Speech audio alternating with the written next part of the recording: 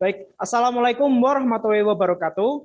Kepada Bapak Kholik Budiman, SPD MKOM, selaku dosen pada mata kuliah Interaksi Manusia dan Komputer, Teknik Informatika pada tahun 2022.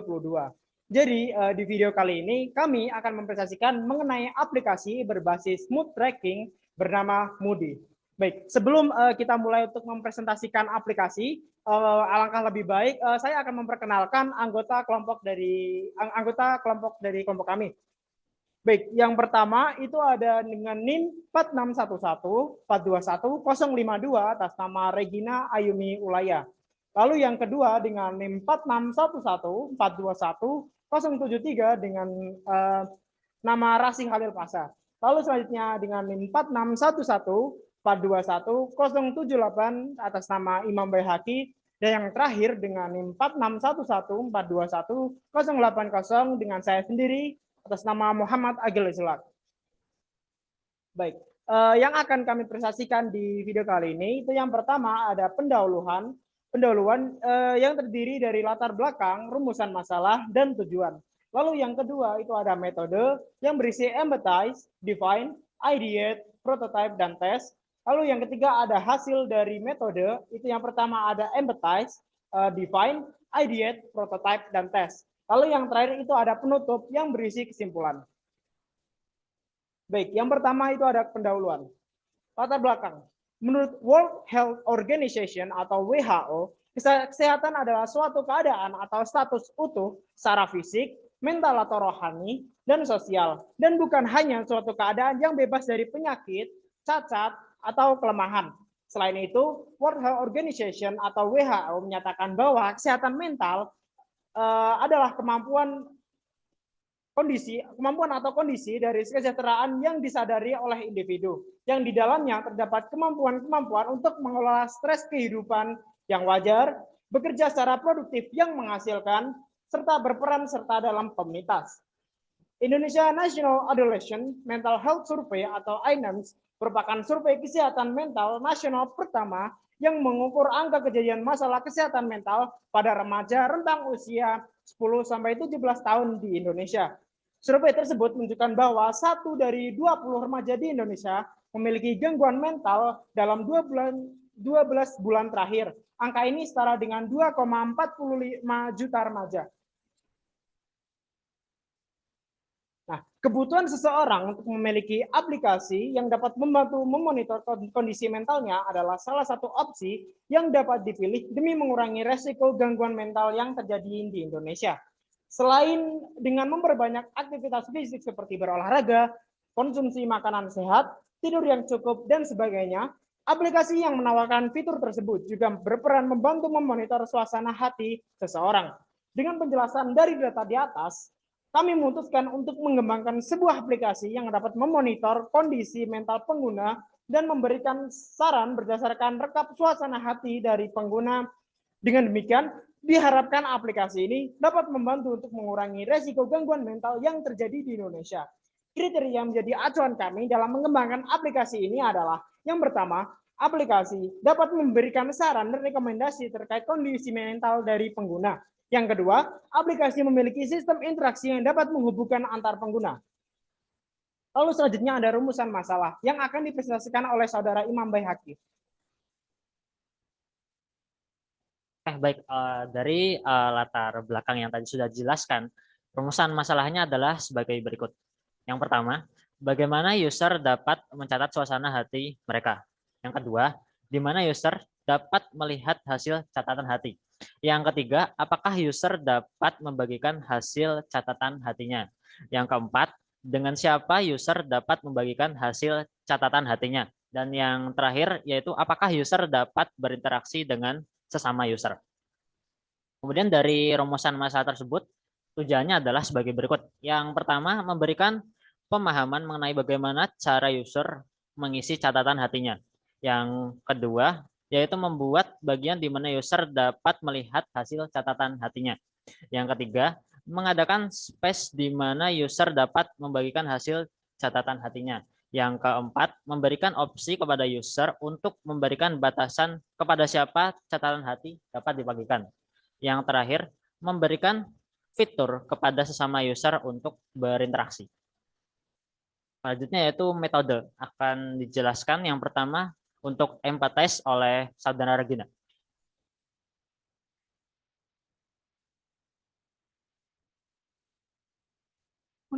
Untuk metode yang kami gunakan adalah design thinking yang mempunyai 5 tahap. Tahap yang pertama adalah empathize. Empathize melibatkan pengembangan rasa empati terhadap orang-orang yang menggunakan desain kami. Untuk mendapatkan wawasan tentang apa yang mereka butuhkan, apa yang mereka inginkan, bagaimana mereka berperilaku, merasakan, berpikir, dan mengapa mereka mendemonstrasikan perilaku, perasaan, dan pikiran seperti itu soal berinteraksi dengan produk di dunia nyata. Untuk mendapatkan kebutuhan user yang berkaitan dengan aplikasi mood tracking, pertanyaan yang dapat ditanyakan mencakup demografi user, tujuan dan kebutuhan user, perilaku dan referensi user, dan kesulitan user. Metode sampling yang kami gunakan untuk user interview adalah dengan metode stratified random sampling atau sampling bertingkat. Pada teknik stratified random sampling, populasi dibagi dalam berbagai kelompok. Lalu sampel tersebut diambil dari masing-masing kelompok tersebut atau perwakilan dari setiap kelompok. Untuk pembagian kelompoknya sendiri, ada pekerja dengan 2 orang narasumber, mahasiswa dengan 2 orang narasumber, dan pelajar dengan 2 orang narasumber. Di setiap kelompok terdapat masing-masing 1 laki-laki dan 1 perempuan.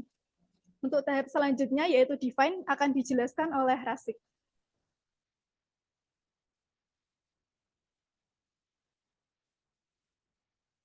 Define. Tahap selanjutnya adalah define, yakni mendefinisikan masalah dengan cara mengumpulkan informasi yang sudah diperoleh melalui observasi untuk mencari tahu kebutuhan pengguna. Ketika mendefinisikan sebuah masalah, tetaplah fokus pada kebutuhan pengguna, sehingga masalah yang muncul bukan menurut anggapan sendiri, melainkan dari pengguna. Dari tahap empathize, hasil observasi yang kami dapatkan adalah bahwa mayoritas responden membutuhkan support system dari manapun sumbernya. Karena mayoritas orang merasa membutuhkan mood yang baik untuk melakukan suatu aktivitas. Dan tidak hanya itu, mereka juga merasa keadaan mood akan berpengaruh pada kualitas kinerja mereka. Kebanyakan responden juga merasa tertarik untuk mengikuti kegiatan yang bisa memperbaiki mood atau mental health. Salah satu bentuk kegiatan yang mayoritas responden tertarik adalah penggunaan metode mood tracking untuk melacak mood mereka setiap hari. Selanjutnya adalah ideate yang akan dijelaskan oleh Agil.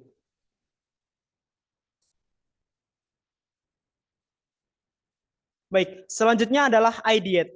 Ideate adalah sebuah proses kreatif seseorang dalam menghasilkan ide atau gagasan. Menurut Nielsen Norman Group pada tahun 2017, ideate dalam design thinking merupakan rangkaian proses menghasilkan sekumpulan ide yang luas tentang topik tertentu tanpa adanya upaya untuk menilai atau mengevaluasi. Tujuan dari proses ideate adalah menciptakan berbagai ide atau gagasan sebanyak-banyaknya agar solusi tidak terhenti hanya pada satu opsi saja. Hal ini dikarenakan sebuah ide tidak tentu menjadi satu-satunya solusi yang dianggap terbaik. Baik, selanjutnya ada prototype yang akan disampaikan oleh Saudara Imam Baihaqi. Oke, baik. Selanjutnya adalah prototype. Prototype adalah simulasi atau versi sampel dari produk akhir yang digunakan tim UX untuk pengujian sebelum diluncurkan. Tujuan dari prototype adalah untuk menguji dan memvalidasi ide sebelum membaginya dengan pemangku kepentingan dan akhirnya meneruskan desain akhir ke tim teknik untuk proses pengembangan.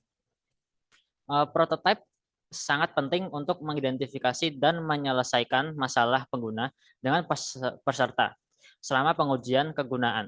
Menguji prototype dengan pengguna akhir memungkinkan tim UX untuk memvisualisasikan dan mengoptimalkan user experience selama proses desain. Jenis pengembangan prototype yang akan digunakan pada aplikasi kami adalah 1. Low fidelity prototype.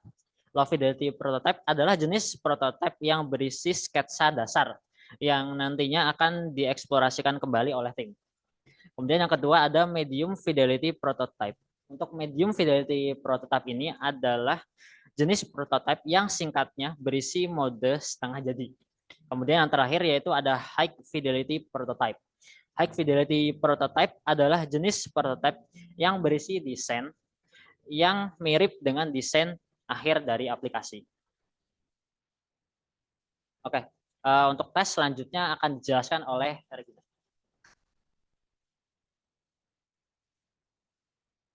Baik, tahapan kelima dari proses design thinking adalah testing atau pengujian. Melalui tes, kami dapat mempelajari lebih lanjut tentang pengguna kami dan meningkatkan prototipe kami.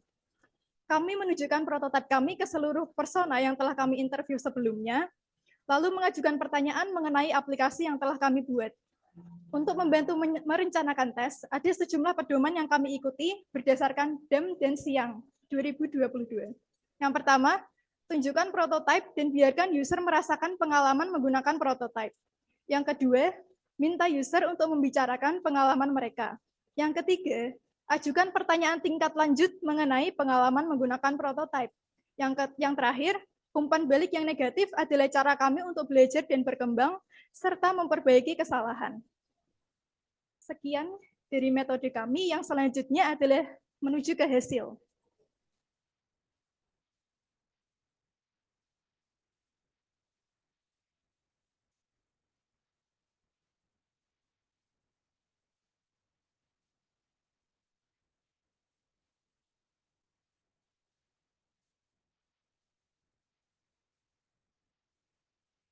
Untuk hasil dari empathize ini berupa user persona. User persona yang pertama adalah Safira, yaitu mahasiswa yang suka membuat konten. Untuk demografiknya, namanya adalah Safira Husnun Nazeh, umur 19, status mahasiswa, jenis kelamin perempuan, asal kota Semarang. Tentang Nazeh ini,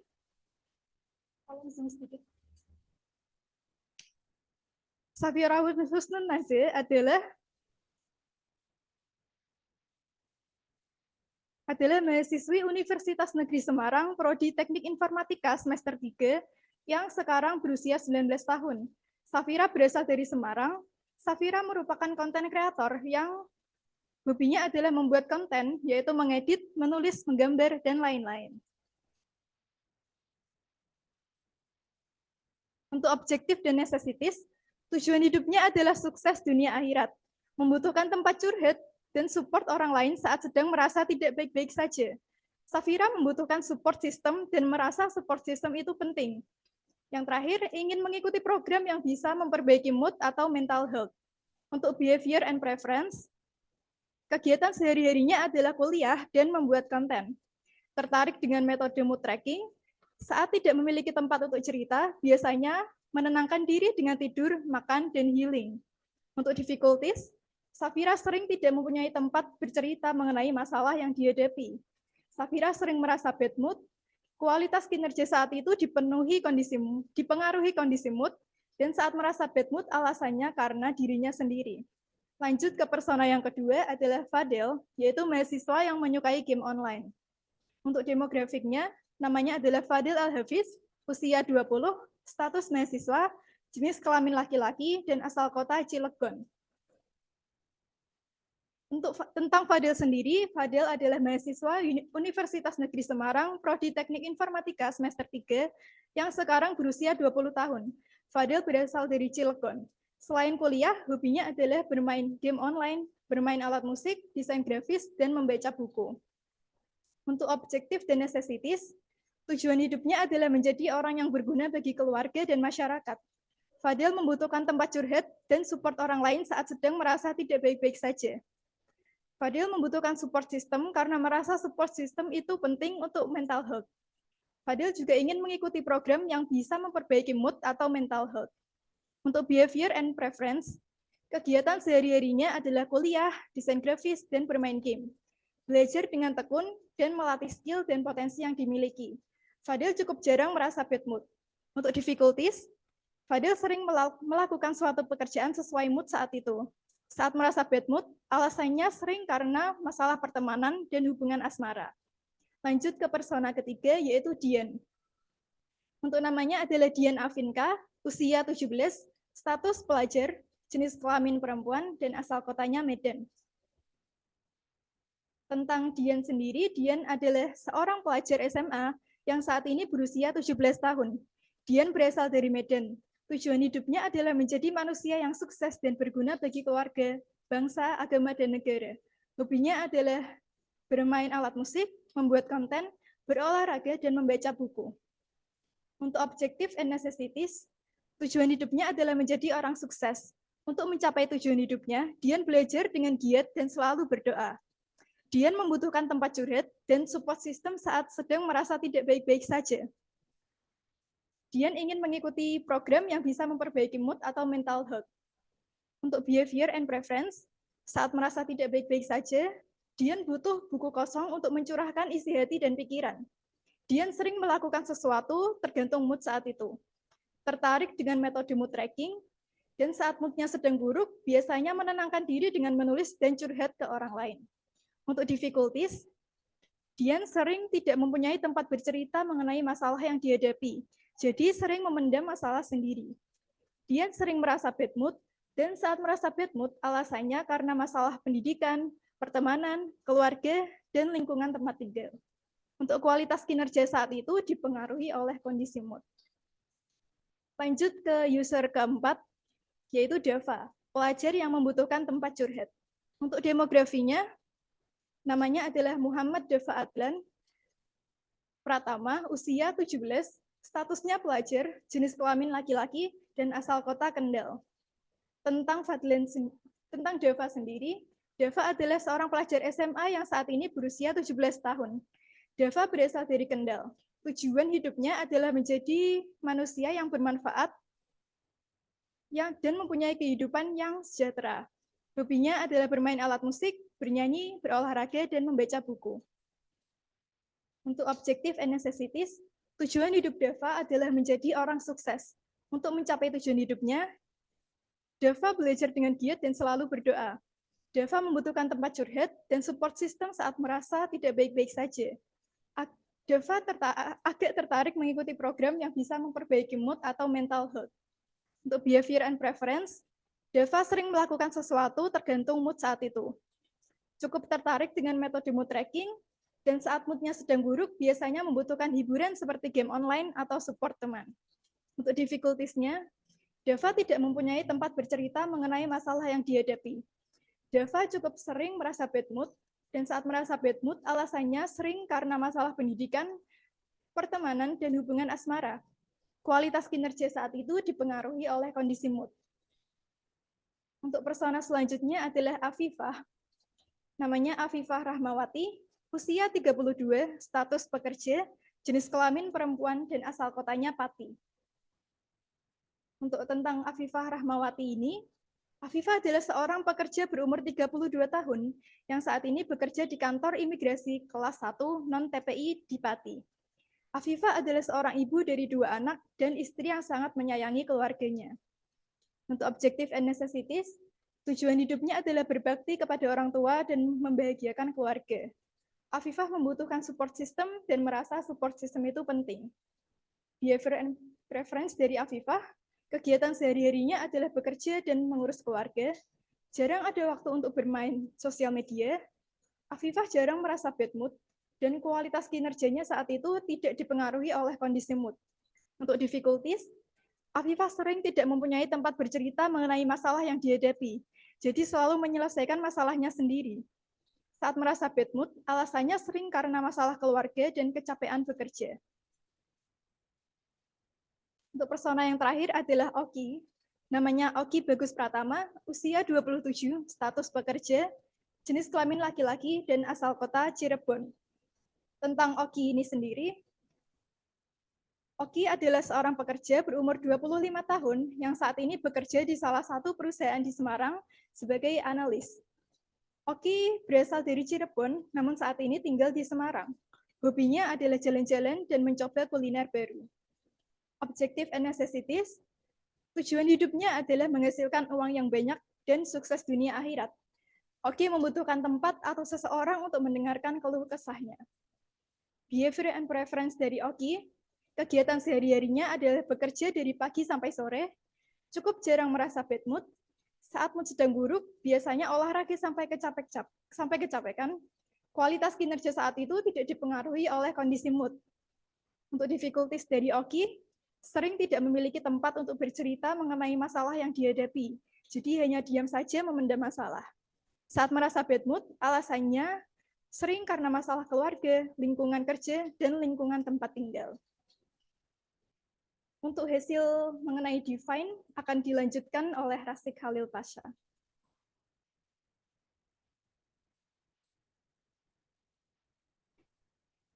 Baik, untuk yang pertama ada user flow. Jadi di situ yang pertama ada start. Besarin dikit.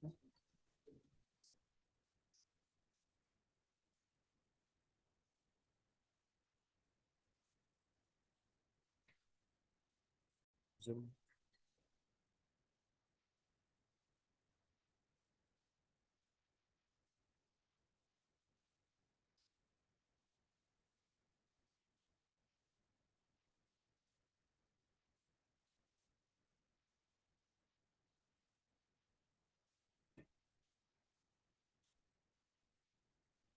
Zoom. Di Zoom.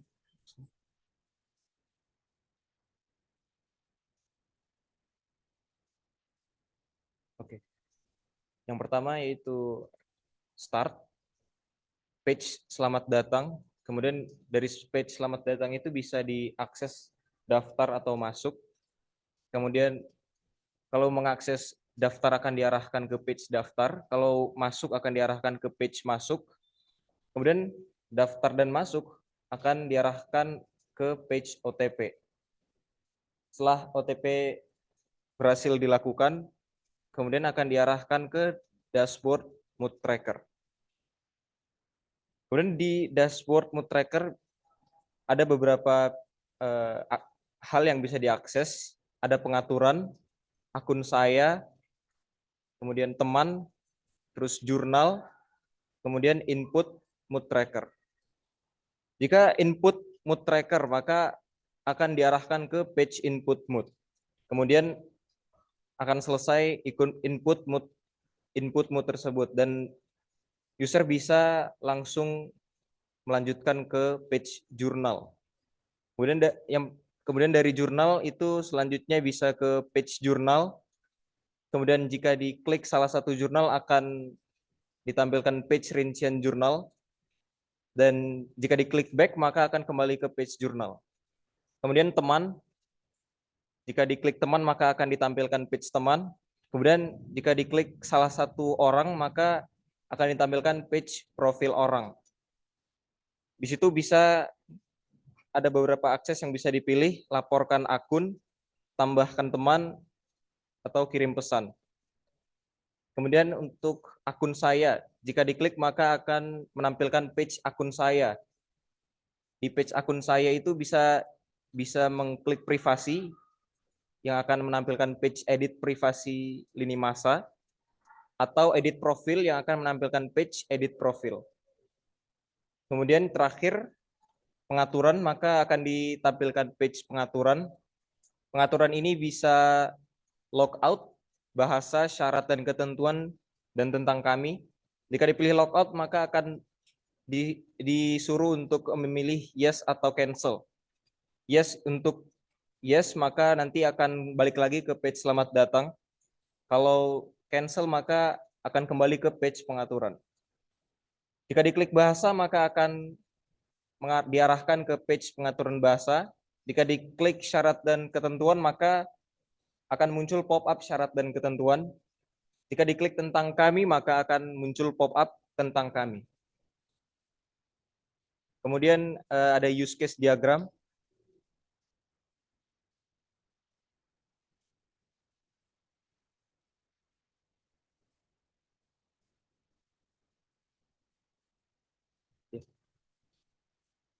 Use case diagram ini adalah hal-hal apa saja yang bisa berinteraksi dengan si user ataupun si adminnya. Nah, di situ ada daily user dan admin di sini. Untuk hal-hal yang bisa berinteraksi dengan user adalah ada daftar, kemudian dan masuk, dua-duanya include OTP. kemudian input mood, buat jurnal, saran, terus teman, itu exclude cari teman, lihat akun teman dan chat. Kemudian fitur bad word, kemudian akun, itu bisa extend, edit profil, dan pengaturan privasi. Terus pengaturan itu bisa extend undang teman, notifikasi, bahasa, syarat dan ketentuan, dan tentang kami. Kemudian untuk admin, yang bisa dilakukan oleh admin adalah daftar dan masuk, kemudian include OTP, kemudian maintenance, kemudian manipulasi user, report, dan akun admin. Kemudian selanjutnya adalah prototype yang akan dipresentasikan oleh Imam.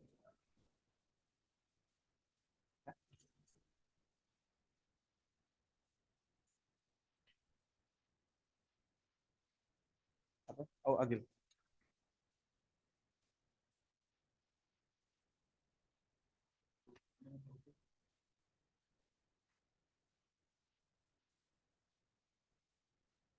Baik, yang selanjutnya itu ada ide dulu sebelum prototype. Bisa di Baik, Moody adalah sebuah aplikasi yang basisnya digunakan untuk mencatat atau merekam suasana hati seseorang secara berkala dan media untuk bersosial. Berasal dari kata mood yang berarti suasana hati dan DIY yang merupakan singkatan dari do it yourself yang berarti melakukan sesuatu dengan sendiri. Tujuan utama dari Moody adalah untuk membantu mencari pola tentang bagaimana suasana hati bervariasi dari waktu ke waktu dan karena situasi dan keadaan yang berbeda. Baik, itu di samping saya itu ada logo dari aplikasi Moody. Untuk logonya sendiri itu ada huruf M, lalu selanjutnya ada tulisan Moody yang dalam bentuk tipografi. Lalu selanjutnya untuk typeface aplikasi yang kita pakai itu yang pertama ada font Good Friday. Lalu selanjutnya ada Helvetica New Way. Lalu untuk warna dasar aplikasi itu yang pertama ada warna hijau dengan hex kode 1BA39C. Lalu warna sekunder warna keduanya itu warna putih dengan hex kode FFFFFF. Warna hijau menjadi warna utama dalam aplikasi Moody. Warna hijau merepresentasikan pertumbuhan, daya hidup, dan pembaharuan. Dalam cara pandang ilmu psikologi, warna hijau membuat seseorang menjadi lebih mampu untuk menyeimbangkan emosi yang dirasakan. Warna putih menunjukkan rasa damai, bersih, dan steril. Warna putih juga digunakan untuk melambangkan sesuatu yang bersifat netral. Hasil akhir dari terobosan baru yang kami rancang dan kami coba sesuaikan dengan user antara lain. Yang pertama ada mood tracker sebagai media user untuk mencari untuk mencatat suasana hati yang dirasakan. Lalu yang kedua itu ada jurnal, berisi list catatan suasana hati yang sudah dibuat dalam 1 bulan. Lalu yang ketiga itu ada saran, yang berisi rekomendasi dari kami mengenai apa yang sebaiknya dilakukan oleh user bila akumulasi mood tracking mendapatkan kondisi tertentu. Lalu yang keempat itu ada pertemanan. Sesama user dapat saling mengirimkan permintaan pertemanan serta menerima atau menolaknya. Selanjutnya ada fitur obrolan, di mana sesama user yang sudah berteman dapat mengirimkan pesan dan berkomunikasi satu sama lain. Lalu selanjutnya ada fitur grup, user dapat membuat grup obrolan berisi sesama user. Selanjutnya ada pesan siaran, user dapat mengirimkan pesan yang akan diteruskan kepada user-user tertentu. Selanjutnya adalah filter obrolan. Kata-kata tertentu yang muncul dalam obrolan akan otomatis terfilter menjadi simbol bintang. Selanjutnya ada fitur lini masa. Hasil mood tracking akan diunggah ke dalam lini masa akun. Lalu selanjutnya ada privasi lini masa. User dapat mengatur kepada siapa hasil mood tracking dibagikan di lini masa. Lalu yang terakhir itu ada fitur laporkan akun. Jika menemukan user yang melanggar aturan aplikasi, maka user lain dapat melaporkan kepada kami untuk diverifikasi. Dan apabila terbukti melanggar, akun tersebut akan terkena pelanggaran. Lalu selanjutnya ada prototype yang akan disampaikan oleh Imam Baihaqi.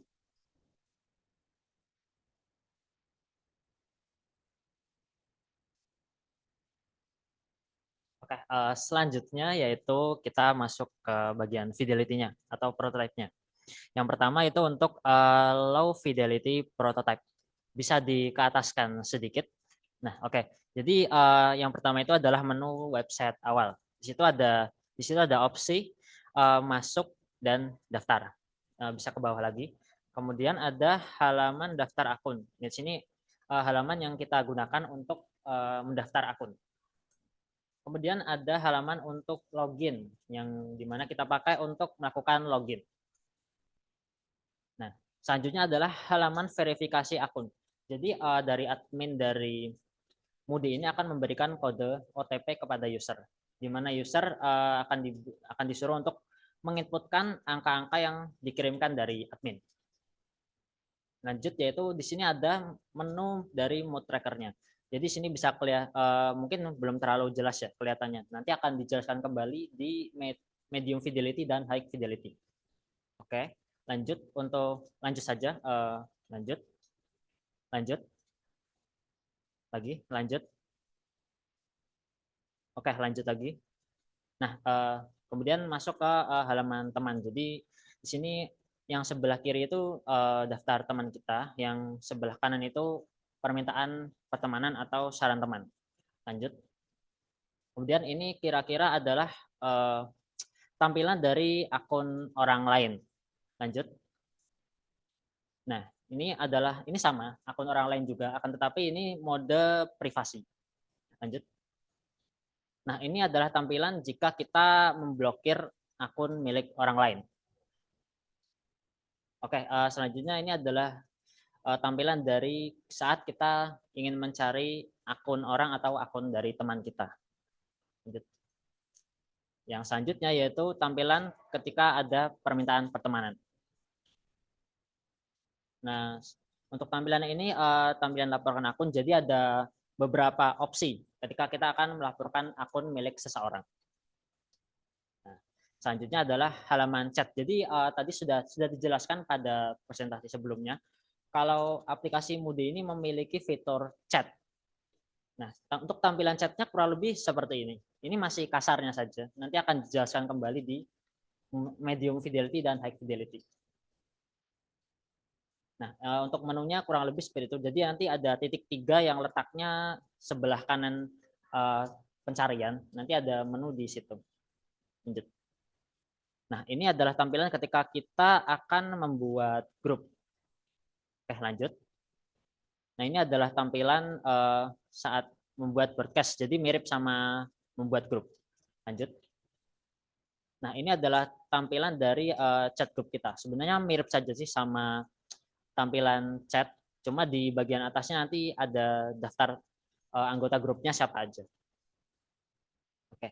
Dan selanjutnya yaitu tampilan dari info grup yang sebelah kanan. Jadi ada cover grupnya, kemudian nama grupnya, kemudian nama anggotanya. Kemudian ini filter kata-kata kita lalui saja. Nah, ini tampilan dari akun saya. Tampilannya sama seperti tadi ya, akun orang lain. Lanjut. Ini adalah tampilan saat kita ingin mengedit profil dari akun saya. Nah, ini adalah menu yang terletak di sebelah kanan atas daftar lini masa. Lanjut. Oke, jadi di menu privasi lini masa ini ada tampilan lain ketika kita memilih hanya kepada. Jadi nanti bisa milih teman siapa yang mau kita share lini masanya. Lanjut. Oke, ini sama, tapi menunya itu teman kecuali. Jadi yang kita pilih itu adalah teman yang tidak ingin kita perlihatkan lini masanya. Oke, ini adalah menu pengaturan. Jadi nanti ada beberapa opsi dalam menu pengaturan. Bisa dilanjut.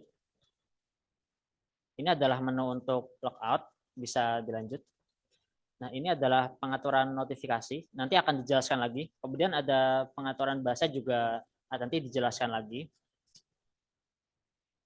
Nah, ini adalah pop-up syarat dan ketentuan lagi. Kemudian yang terakhir itu ada info aplikasi.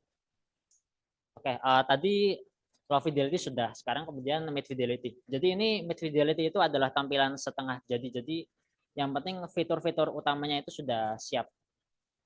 Nah, kemudian masuk dulu ke website awal. Masih sama seperti Low Fidelity tadi, ada tombol masuk dan tombol daftar.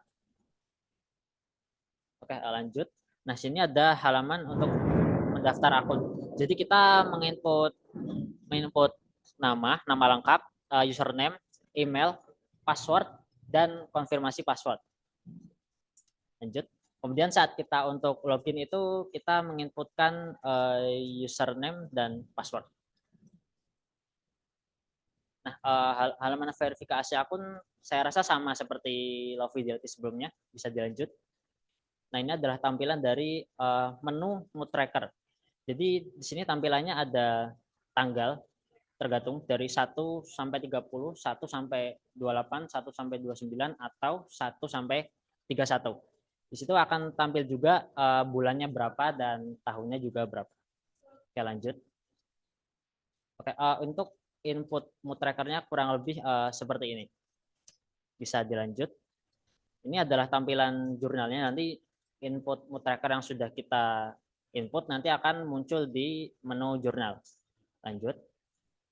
Untuk rincian jurnalnya ini adalah menu rincian ketika kita mencet suatu jurnal. Bisa dilanjut.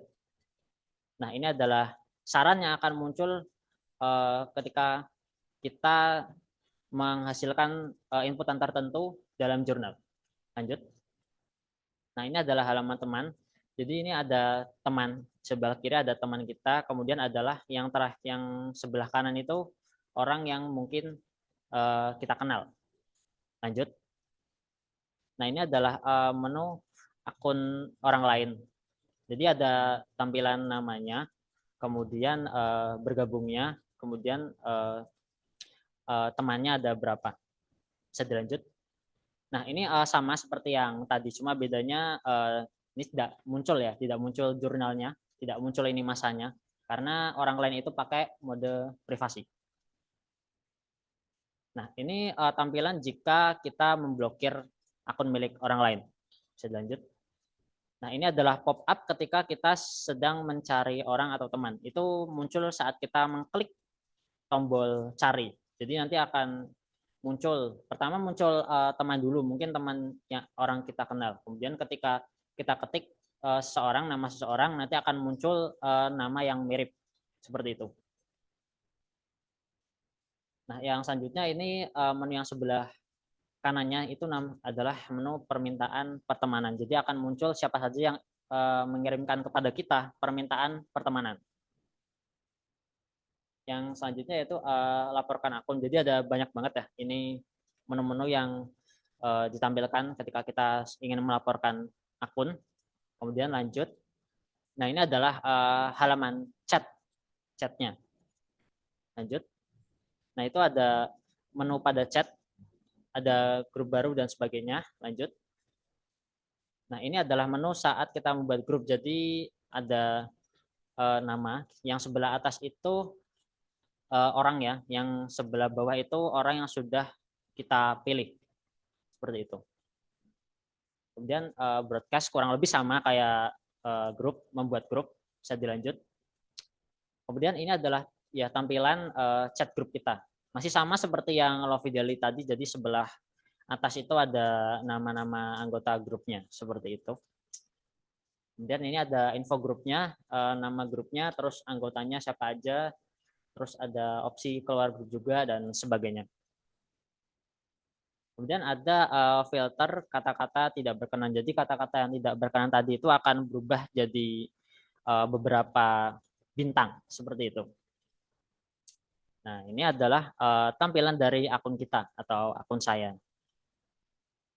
Nah, ini adalah tampilan ketika kita ingin mengedit profil akun saya tentunya.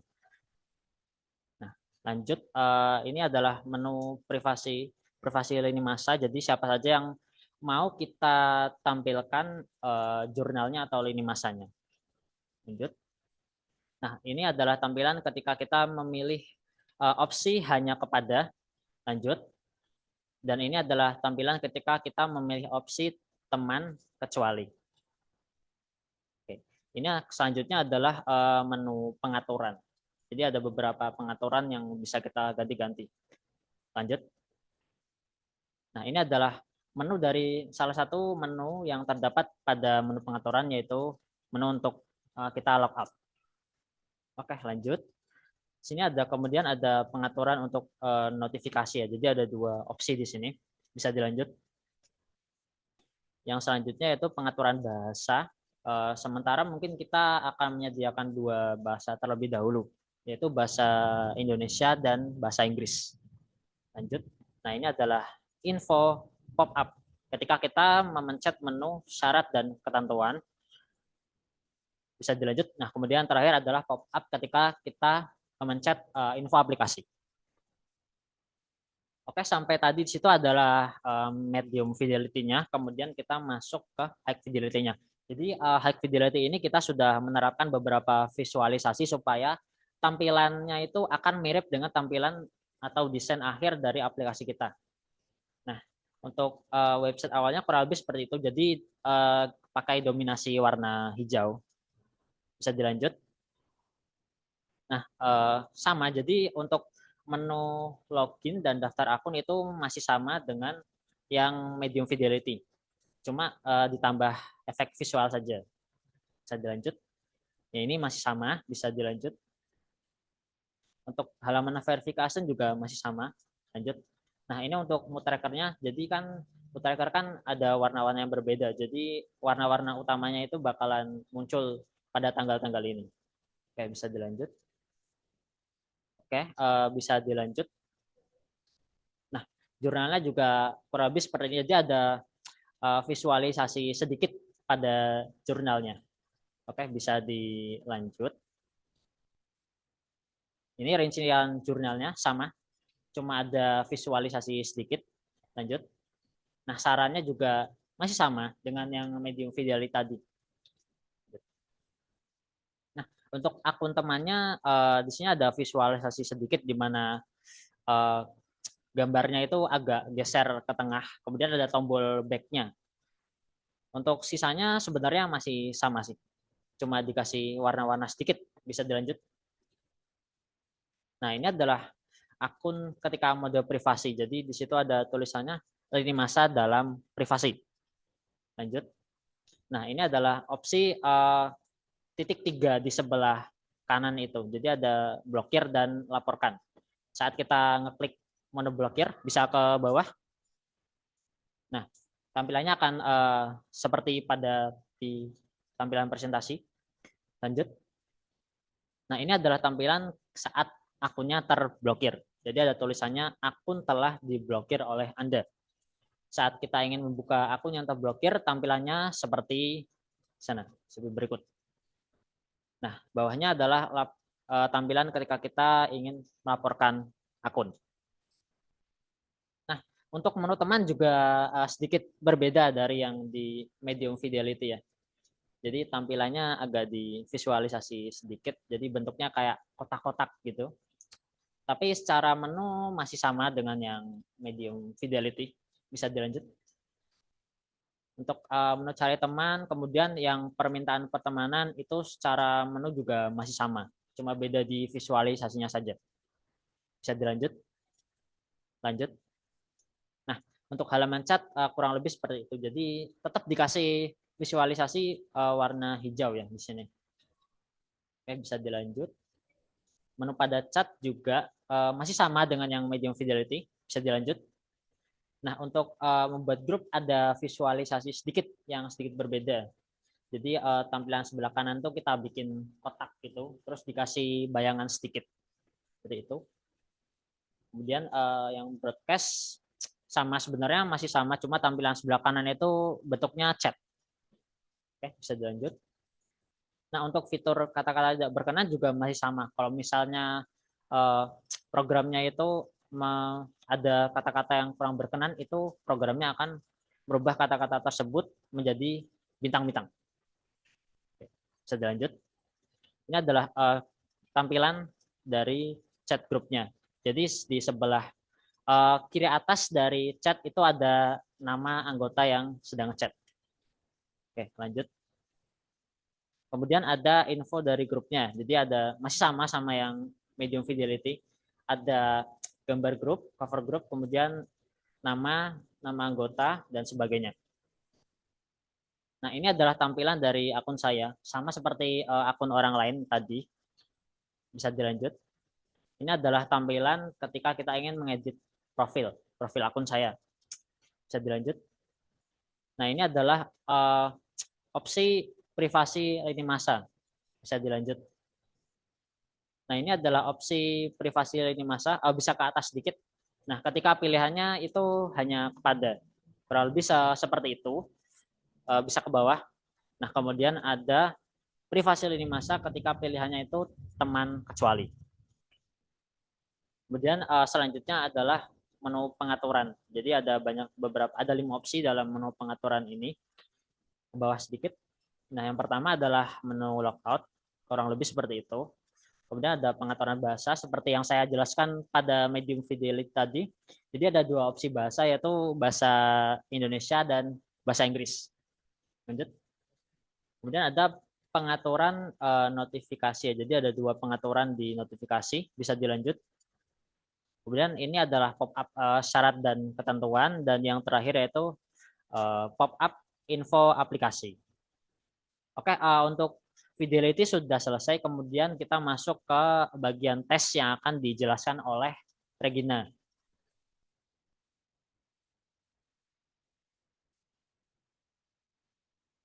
Oke, hasil dari tahap design thinking yang terakhir adalah tes. Dari testing yang dilakukan kepada user berpendapat bahwa secara keseluruhan, prototipe aplikasi yang kami buat telah berfungsi dengan baik dan mudah digunakan.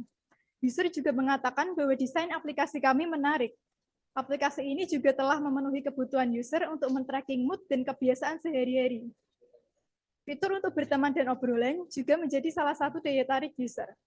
Berikut rincian pertanyaan yang kami ajukan kepada tiap persona. Yang pertama, apa kesan pertama Anda tentang aplikasi ini? Safira menjawab bagus, menarik.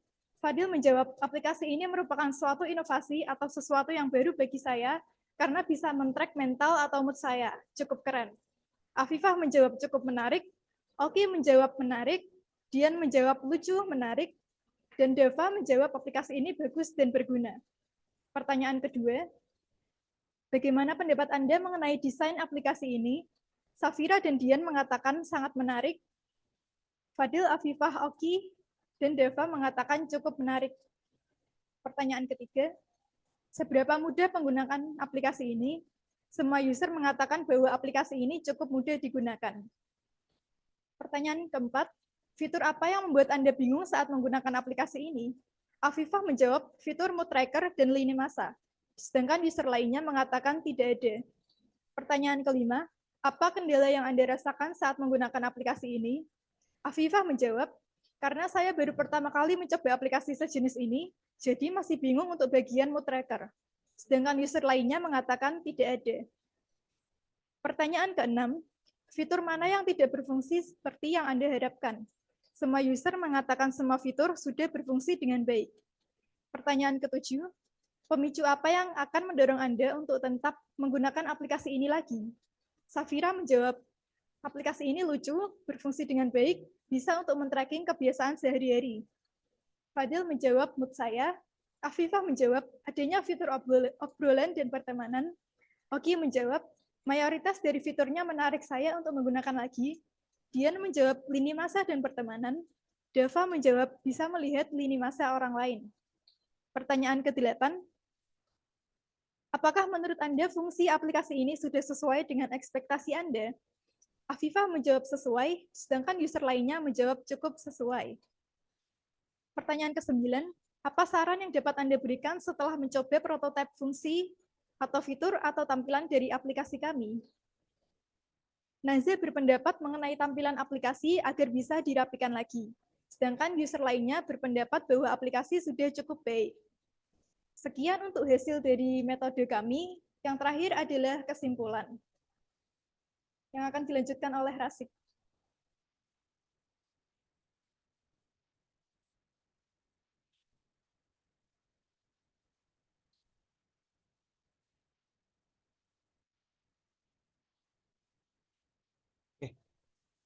Kesimpulan, Kesehatan mental adalah hal yang tidak boleh dianggap remeh karena kesehatan mental menentukan bagaimana seseorang hidup, produktivitas, dan perannya dalam komunitas. Aplikasi Mood Tracker bisa menjadi salah satu solusi untuk menjaga kesehatan mental yang baik. Fungsi utama aplikasi yang kami buat adalah pemberian saran dan rekomendasi sesuai kondisi mental pengguna dan sistem interaksi yang menghubungkan antar pengguna. Dengan menggunakan metode design thinking dalam pengembangannya, kami bisa menciptakan produk yang sesuai dengan harapan pengguna melalui tahapan empathize, define, ideate, prototype, dan testing.